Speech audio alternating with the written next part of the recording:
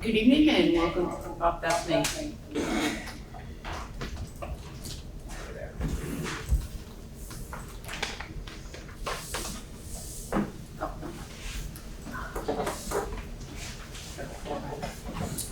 Welcome to the Windham Supervisory Union regular board meeting. This meeting will come to order.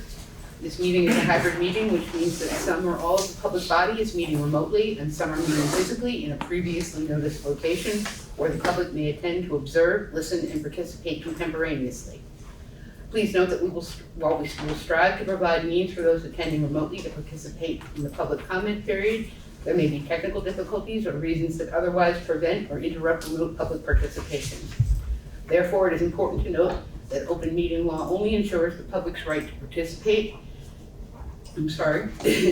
and comment at a public meeting by attending the designated physical location as posted in the notice and agenda.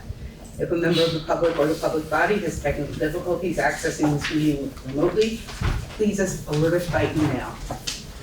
In the event of a technical difficulty that cannot be resolved, we may continue the meeting if necessary to time and place certain. Please note that all votes taken during this meeting that are not unanimous will be done by roll call vote in accordance with the law. Okay, that's that part. So, good evening. I guess we will jump right into it. Does anyone have any alterations to make to the consent agenda, minutes or warrants or payrolls? I would entertain a motion to approve the consent agenda. So moved. Thank you, Deborah. Is there any discussion? All those in favor, please signify by saying aye. Aye. Any opposed or abstentions? Great. Consent agenda is approved. And moving on, Mark, you're on. All right, happy to start with an update. I shared this last night and also at the Vernon board meeting on Monday night, but I'd like to repeat it. We're continuing our public pre-K development in Brattleboro, which has been really exciting work over the last 2 years. As you know, this year we opened our first pre-K classroom at Canal Street School. We continue to renovate the inside of that building. And we've made some final decisions for next year, which will be including the pre-K classroom at Oak Grove School, which has been in place for about 10 years or so. We'll be moving down to the Canal Street School building next year. So we'll have both of our cohorts in pre-K in the same school. That creates more access for kids to interact with each other in the pre-K setting. More opportunities for collaboration and teamwork of the staff. So just really excited about that development. Ideally, in a few years, we'll have 4 to 5 cohorts at the Canal Street School. We've tried to take a very thoughtful approach and move at it slowly and in a manageable way, and I think we've done that really well. By another positive for the Oak Grove pre-K moving down to Canal Street is it opens up a classroom at Oak Grove School. And over the past couple of years, we've been looking at building a specialized program, kind of an intensive program to target students with that type of need.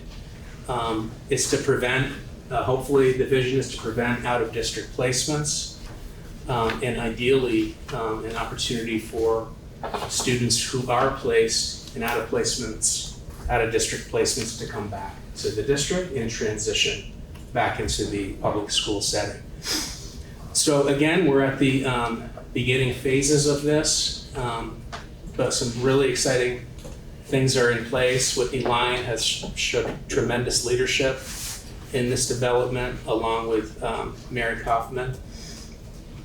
Right prior to this meeting, Whitney kind of gave me an outlook and a framework of the steps that have been taken in terms of identifying personnel to open this program, to branding, to marketing, and to work that's going to be done over the summer.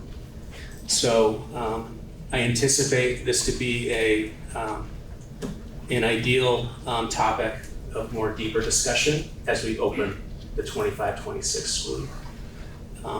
But it is coming together, and it looks like we absolutely will have a new program for the supervisory union starting in the fall.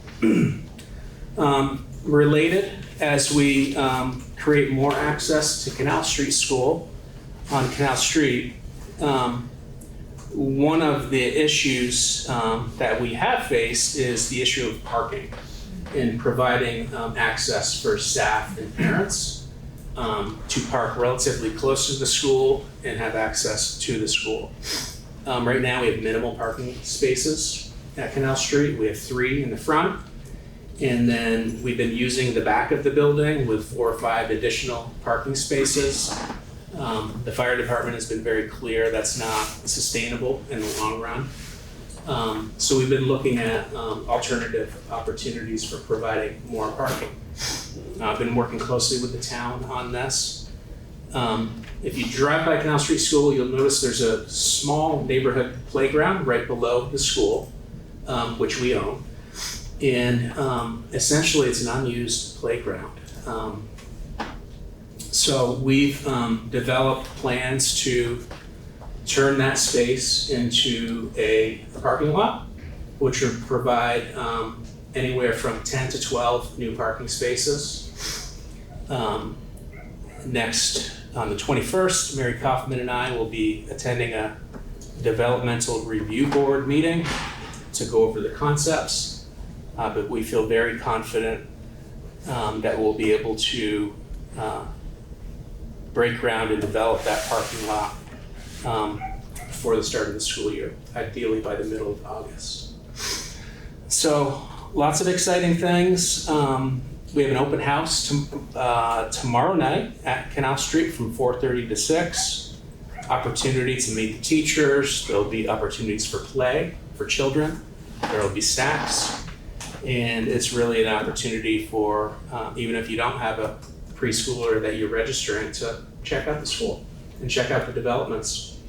So excited about how things seem to be falling into place here.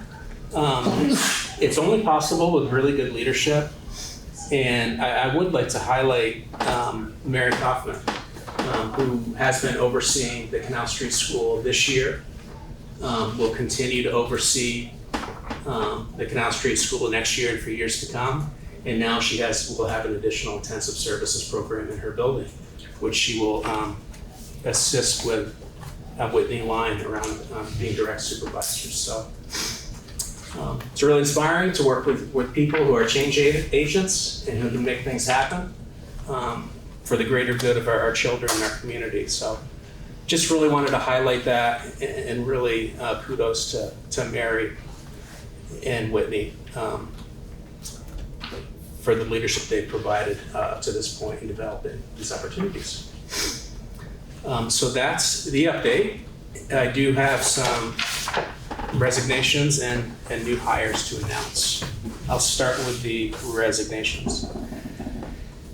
Looks like we have 2 resignations, one of Selena Romo and Marissa Ferroli. Is there a motion? So moved. Thank you. Thank you. Is there any discussion? All those in favor, please signify by saying aye. Aye. Any opposed or abstentions? Thank you for your service. And we have 4 new hires. Nicholas Polidor, Shane Bryan, Sherry Eaton, and Kelsey Baumgart. Kelsey will be serving as the new Assistant Director of Nutrition. That Brian participated in during that hiring process and the committee work. Thank you for serving, Brian. Is there a motion? So moved. Thank you. Is there any discussion? All those in favor, please signify by saying aye. Aye. Any opposed or abstentions? Great. Okay, and that's the extent of my updates, but I will turn it over to Frank Rucker to go over the transportation All right. process. Thank you. Very good. So I had forwarded to the board the two proposals that responded to our specification to renew our transportation agreement. We had two complete bids. I also had sent folks the specifications, about 60 articles in our specifications that have evolved over the last many years, a decade or so, that assure that we get the services and standards of performance, that's expected to get 2,500 kids to and from school every day, and then also accommodate our special education transportation needs. So based on the bids, as you had seen in my earlier email, FM Kosmuskas, who is our current provider, was about 13% lower than the other bidder, First Student. So First Student's bid for the regular ed was $1,730,000 annually, and Beacon $1,524,000. Beacon Mobility has acquired FM Kosmuskas, but FM Kosmuskas is still using that trade name. Glad to see Jonathan Harris, Operations Manager, here this evening.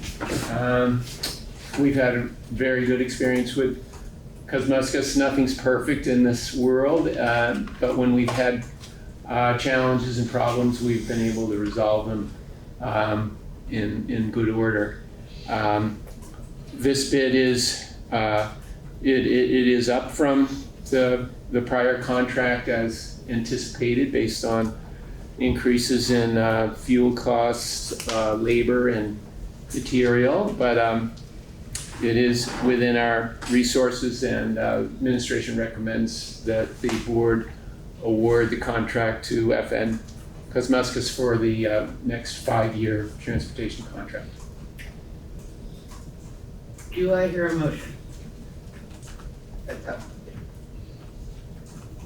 I do not hear a motion. We have a discussion about this.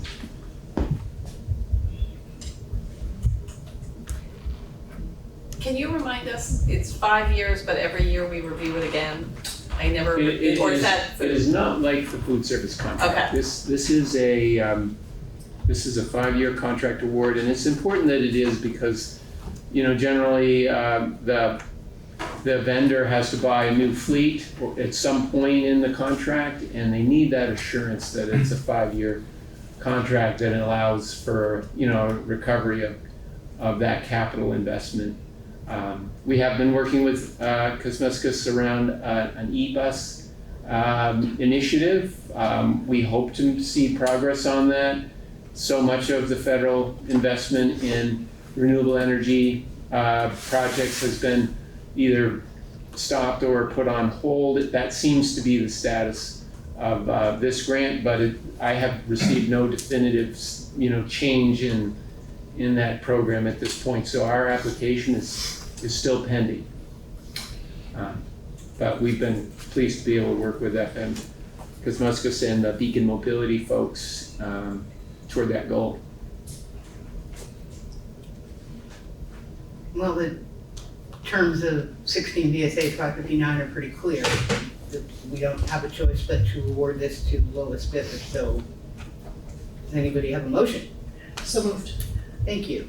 Is there Kim? Yeah, that was Kim. Is there any further discussion about the transportation contract? All those in favor, please signify by saying aye.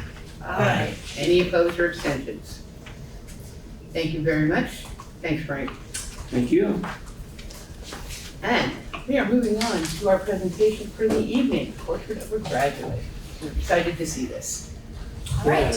I'd like to do an introduction. I spoke of the importance of strong leadership earlier with some of the developments with pre-K and the Oak Grove School.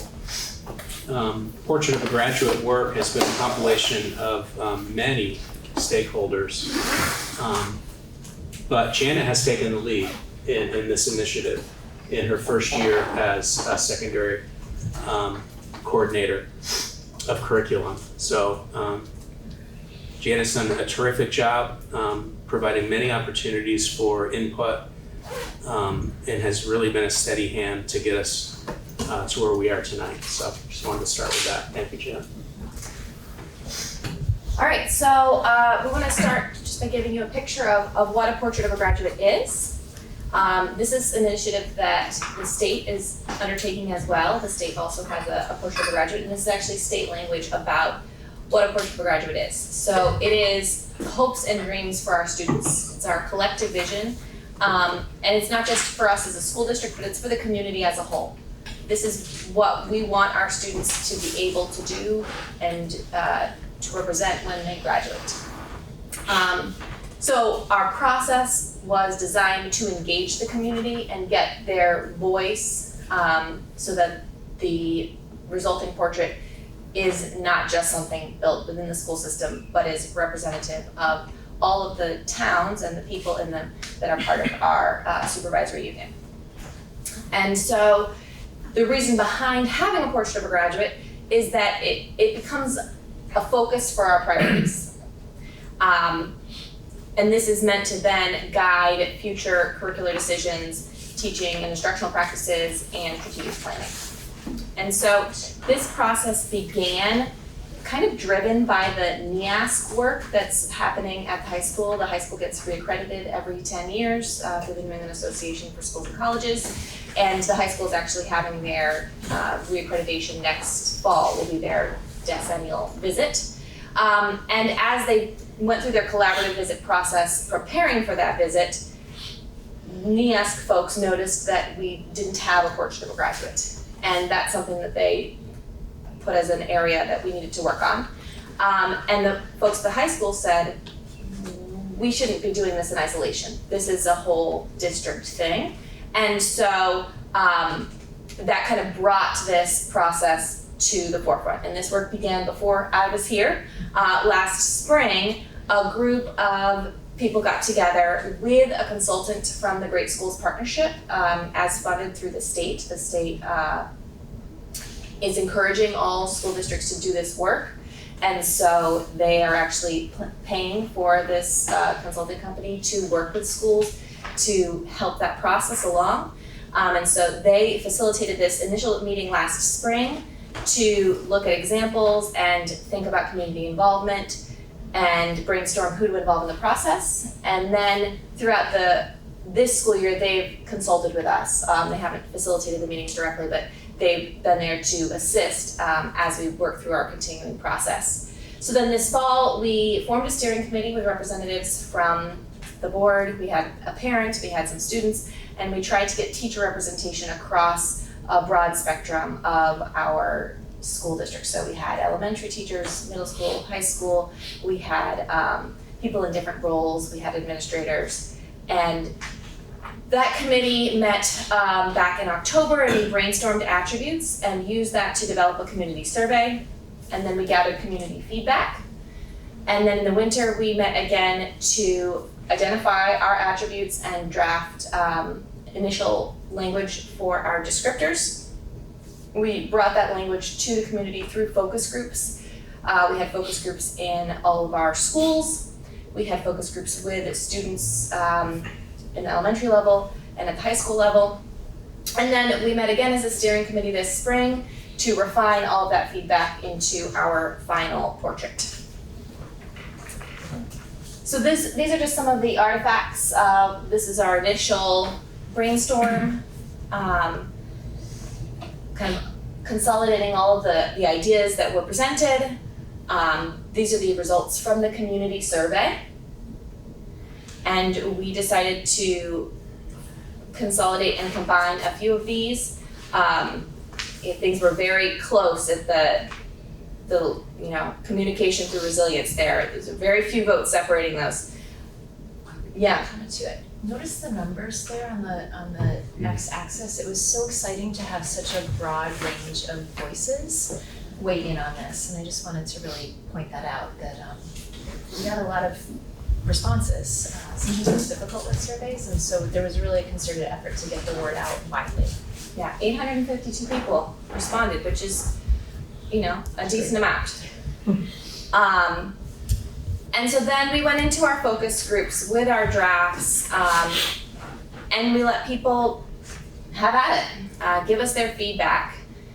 And then the challenging part from there was to take all of that feedback and consider it further. And so for each attribute, we went through the bullets, we identified the different pieces of feedback, what we wanted to move forward into the final draft. And this is where we landed. So we have 6 attributes in our portrait of a graduate: academic excellence, effective communication, critical thinking, compassion, well-being, and resilience. And our hope is that this is going to guide our future work as a supervisory unit. So from here, we need to communicate this portrait with our students, with staff at all of our schools, and with our community members. That work will start this spring and continue throughout next school year. And then we need to further refine what the portrait of the graduate means, because it can't just be a poster on the wall. We need to embed it into the daily work that's happening in our classrooms. So we need to do work to identify what the attributes are going to look like at different levels or in different disciplines, and what does it mean when you are successful at this attribute? How might that show up differently in a kindergartner or in a 5th grader or in a 12th grader? And we want to use these attributes to anchor our work moving forward. So when we make curricular decisions, when we think about how we're teaching, we can use this as a backdrop to focus our work. Anything to add? Yeah, I also see it as a document to share with incoming students and families who register to the supervisory union. I would see this document being part of the registration process, and then look for ways to celebrate and reflect on it throughout the career of a student, the 13-year career of a student from pre-K through 12. I would think it'd be central to the board goal and retreat, development in terms of, the outcomes that ultimately our system is trying to accomplish over our 13, 14-year careers of our students. And this is really terrific work. I see what you presented, Janet, as almost like the gestation of this portrait of a graduate, and I remember it was at the March in Service Day, right? I was like, do we have a portrait of a graduate? It's almost like the birth. And so now the work begins, right? For all those parents in the room. So it's exciting to see where this can lead us and how it can really unify the work that's happening, not just from the stakeholders within the school buildings, but really outside of our school buildings as well who are involved in this process. So I think also that work is not just the curriculum and assessment office or central office or the SU board. That's really thinking collectively with all of our stakeholders throughout next year and beyond, how to make this what's now become a document and a synthesis of all of the work kind of integral to our operations. So how to make it come alive, how to parent it. So it's exciting work. Questions? So this is probably jumping the gun a bit because I'm really interested in these next steps. So, and you must have done some thinking or consideration. Can you give some examples of a theoretical example of what anchoring might look like, or in what way? Well, I guess definitely anchoring, but also maybe how it would be communicated to an elementary student versus a high school student.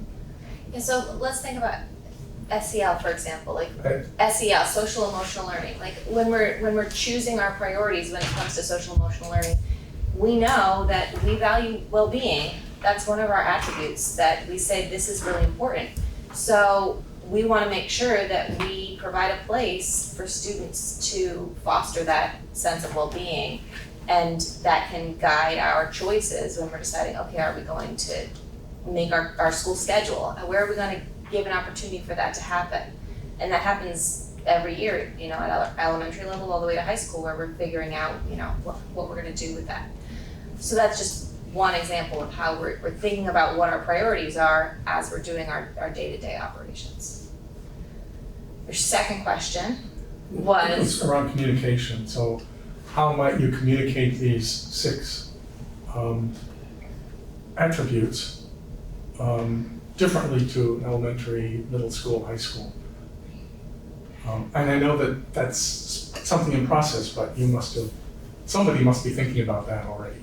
yeah, so work that we're hoping to do next year is with teachers at grade level meetings to have them work on this kind of refinement process, thinking about what it looks like at different levels. And, you know, some of the language in the actual portrait is perhaps a little too sophisticated for the lower levels. So adjusting that and making it appropriate so that students know this is what's expected of me. And if I go through school here, this is what I should expect to be able to do by 3rd grade or 6th grade. I think that work is planned to happen next year with teachers in that process. So this is a statewide initiative. Portrait of Graduate, yes. The state of Vermont has their own portrait, Mhm. and they have encouraged all the districts within the state to create portraits that are appropriate to their communities. And in creating this portrait, you may have answered this question already, but how does our district's portrait fit into the larger picture? The state's portrait. Yes, There's a lot of overlap. yes. They use slightly different wording, like they have agency as one of their attributes, and we don't have agency on its own. We've kind of merged that into resilience and well-being, but a lot of the attributes are the same. They have critical thinking and problem solving, they have an academic excellence. Theirs is also 6 attributes. So in terms of the process, did this committee first look at the state model and then build the district That was model? one of the exemplars that was looked at the beginning of the process. At the very beginning of the process? Yeah. Okay, and you said that's one of the exemplars. Others? There were others from different districts and schools around the country. Around the country, okay. Yeah. Mhm. And I think about the way we're planning our board admin retreat.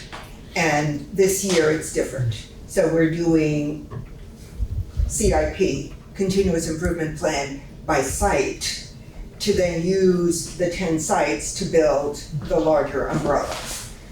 This feels as if it's very much the opposite process. That instead with Portrait of a Graduate, it's looking at the umbrella that already exists, given by the state, established by the state, and then it's for the individual school districts to consider that example, perhaps others, and then build their own. So I have the ordering of this. That was the process for the That was the program, yeah. process, okay. The other, I'm framing my head around this information because it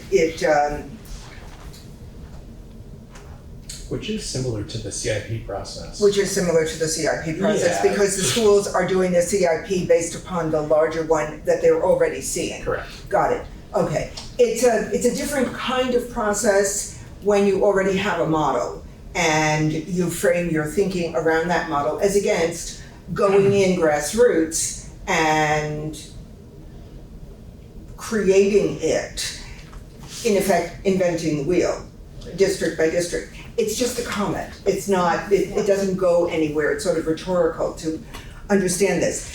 When I look at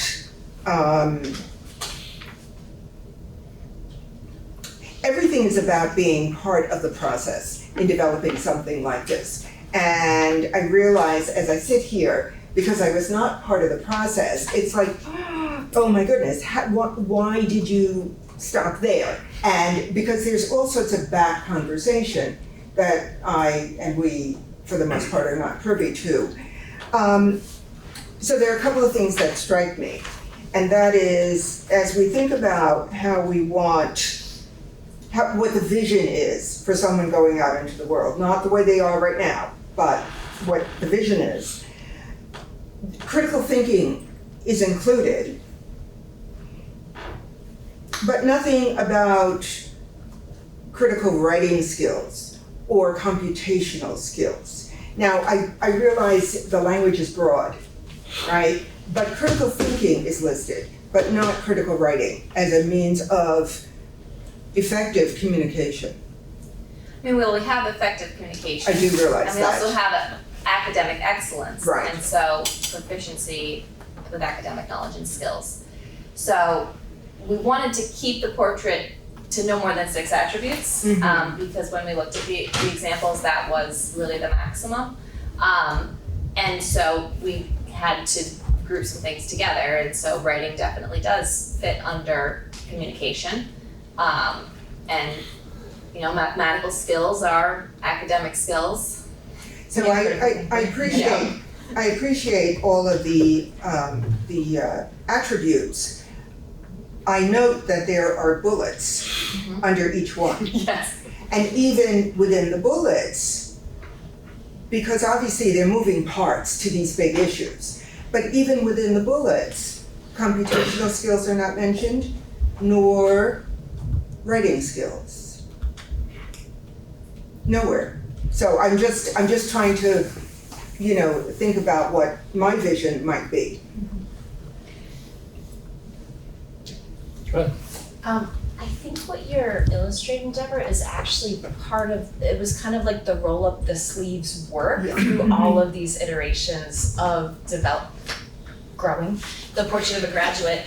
And I think every person who came to the table, whether they were a para, or we did have several board members engaged, or a pre-K teacher, or a student themselves, had a different lens and a different vision and different pieces to contribute. So I'm really grateful for our partnership with Great Schools Partnership, the consulting company that the AOE hired. They were wonderful to work with. I know some of our board members attended the planning session that actually happened in this room last May, to really lead us step by step through the process. And my synthesis of that, it was like, how do you get tons of feedback from people and then synthesize it in a way that's bite-sized and then can be applicable and approachable across the entire system. So for example, critical writing skills is super important, and when we bring that to our pre-K teachers and our kindergarten teachers, we're gonna try to define what does academic excellence look like as the cornerstone of kindergarten in terms of letter formation. So we can then build that proficiency and fluency throughout the system, so when they graduate, they do have really excellent critical writing skills. And so the suggestion was to make it broad enough that there's an entry point for everyone in our community. And I know what my lens is for my entry point. Were you an English teacher? Well, yes. Should have been the math teacher, actually. And there were so many points of this. We were like, and we want to include that that's too, right. and we want to include this too. And now this is the biggest run-on bullet we've ever seen in our lives. And it really was quite a process to pull in iterations and different feedback from many different stakeholders to try to arrive, with the help of the consulting company, that thanks to Pat Fitzsimmons and other folks at the AOE, really, that was helpful to have people who have done this with various districts to give us that lens. And I would just add too, even though Vermont does have a portrait of a graduate, initially we're like, well, there's already one made, why don't we just use that one? They really did actually say, here's a bunch of examples of portraits of graduates, and now let's think about what yours is. So it's a kind of a vision of, here's a bunch of different ending points that you could end up with, and now let's, from the grassroots ground up, think about what makes sense for WSCSU. And this slide is a visual of that process of trying to take all the feedback and then turn it into a final draft, because there really is a lot of feedback from all the different focus groups that we had. Can you talk about what the red and the yellow and the green numbers are? Yeah, so this was, the steering committee went through and said, okay, based on this feedback, which of these things do we want to act on to put into the final draft? So the green check meant, yes, we have to incorporate this in the final draft. The yellow check mark meant maybe, and the red check mark was like, we can let this one go. it doesn't need to go into the final draft. So the ones with lots of green check marks, you'll see worked their way into the final draft.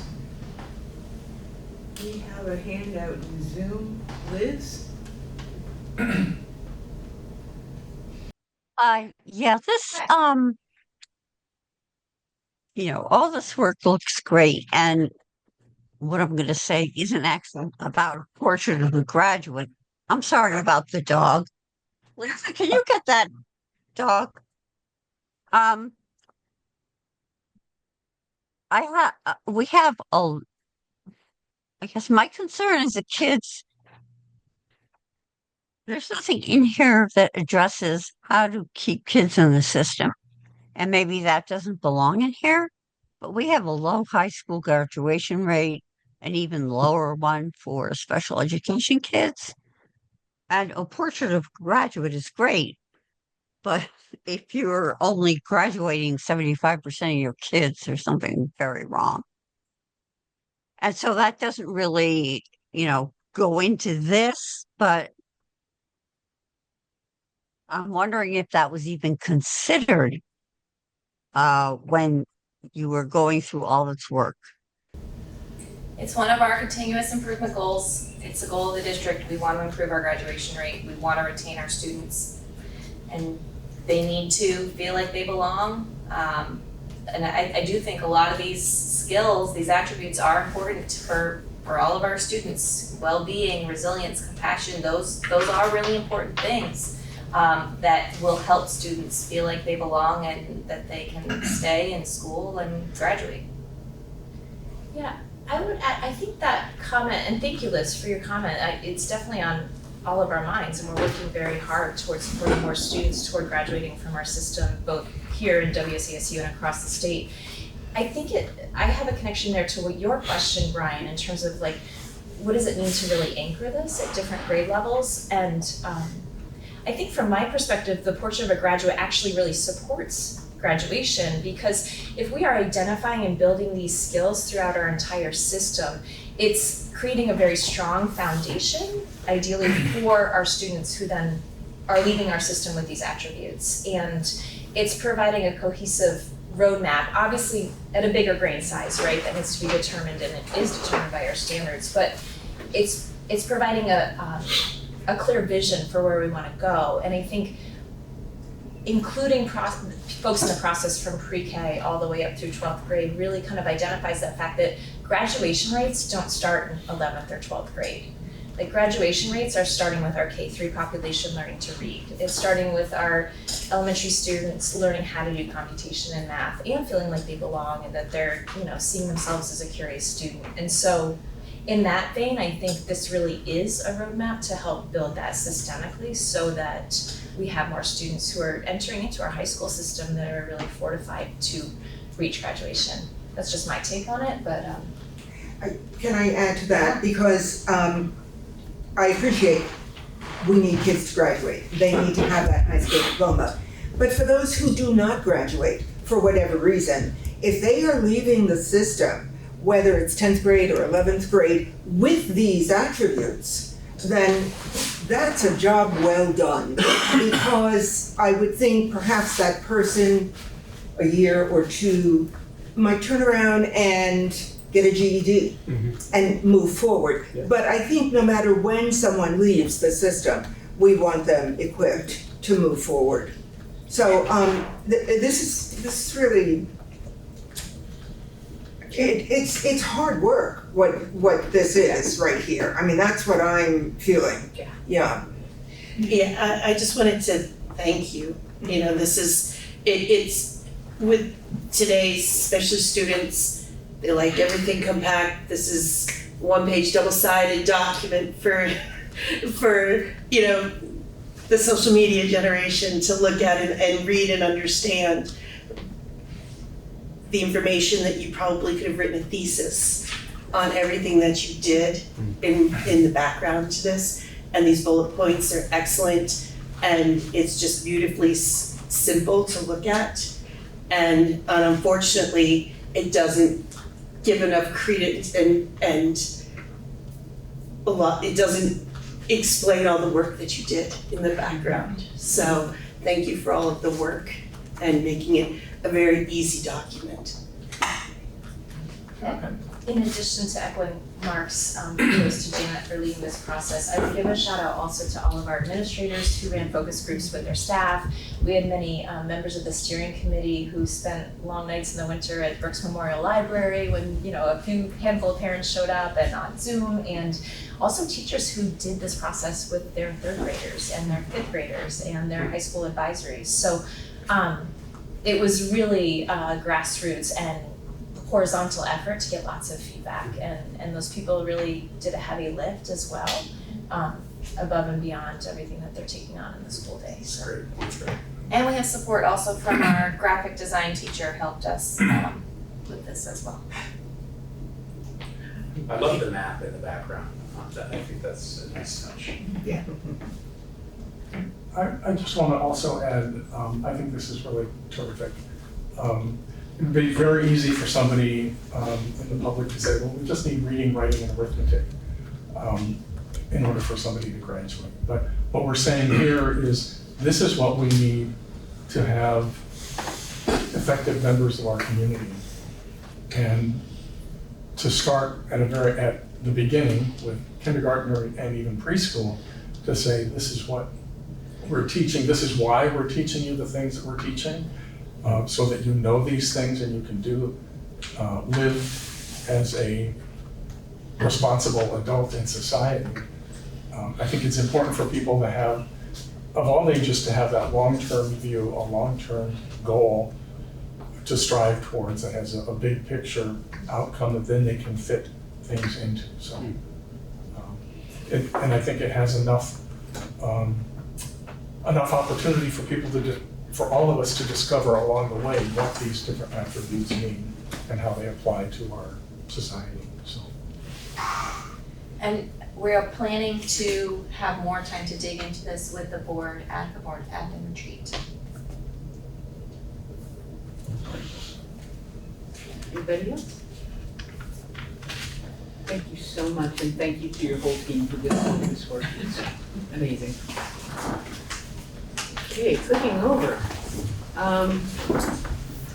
Next item on our agenda is public comment on non-agenda items.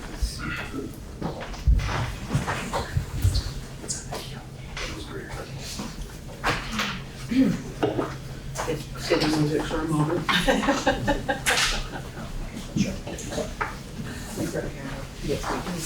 Mr. Croft.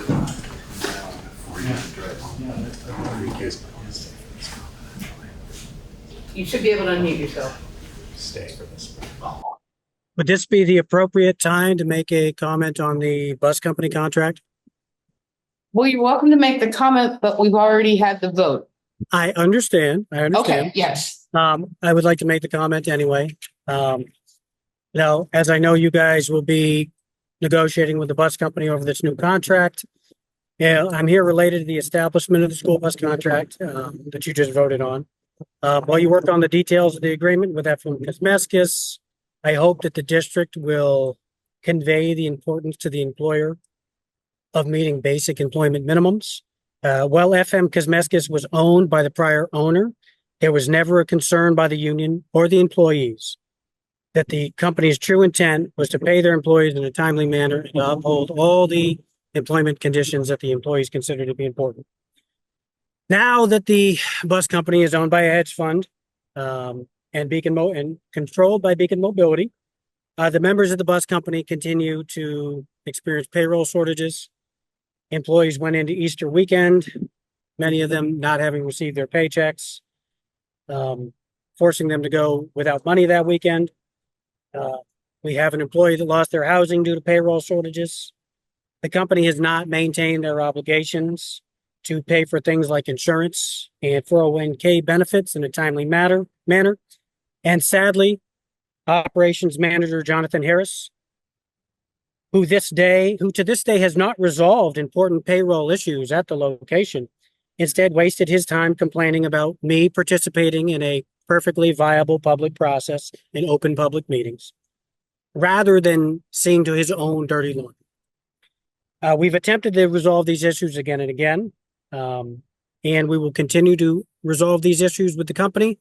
But we hope that the school district will reinforce to the company just how important treating their employees well and meeting basic employment minimums are when they discuss the details of their contract. Thank you, I believe that we will. We do take things like this very seriously. But thank you for coming to speak to us.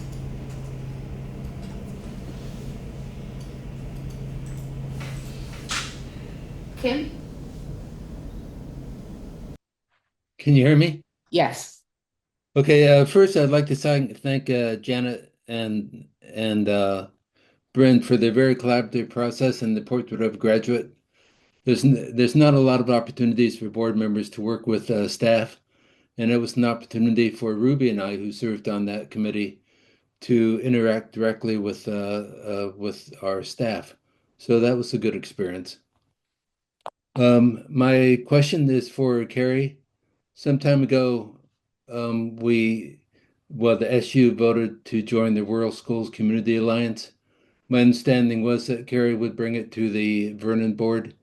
Whatever became of that?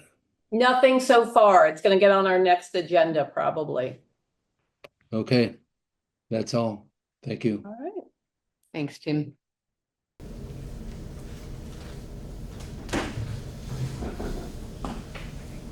Tim, your hand is still up. Did you want? Okay. Hey, sometimes I forget too. Okay. And I see no other hands. Thank you for staying, Frank. New policy, the following are presented for a first reading. D1, personnel recruitment, selection, appointment, and background checks. F16, head lice. F28, school activities. Anyone has any commentary, please send it to the Policy and Amendment Committee. Under old business, the following are presented for a second reading. F1, student conduct and discipline. F21, policy on restraint and seclusion. And F29, English learners. And same instruction. The following are presented for adoption, readoption. C3, public participation in board meetings, and D6, substitute teachers. Do I hear a motion? So moved. Thank you. Is there any discussion? All those in favor, please signify by saying aye. Aye. Any opposed or abstentions? Great, 2 new policies. Is there any other business to come before this board? Madam Chair. I'm looking for other business here. It could happen. I am actually trying to think of something right now. Madam Chair. Safe basket. Yes, Carrie? Madam Chair, there being no other business before this board, I move we adjourn. Is there any discussion? All those in favor, please signify by saying aye. Aye. Any opposed or abstentions? We are adjourned at 5:49 p.m. Thank you so much, everyone. Thank you. Thank you.